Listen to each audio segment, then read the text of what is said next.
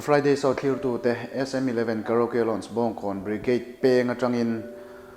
2020 kum thar chi bai vekula hei kumina hian video kanon nei thar le don ani a tun hi bul kanon tan vele ani a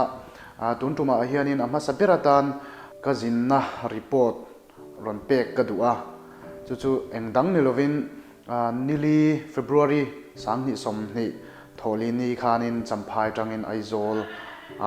kazin khale ani a chuta chuanin thil danglam takmai katonga titeang naupang te kumkomi apai na boral sana avangin selinga ruang nan ngei tumin kapan thak puya chumi chungchang chu tuntuma hianin ron tar lan ve hrim kha kan du'a mak danglam ka ti khop meya hemi chanchin hi message lama tho tan zan ka chukma hianin Aizwl ka chukma hianin ka thian pa hian min ron thona chuan thil post chu ama sain lo en photila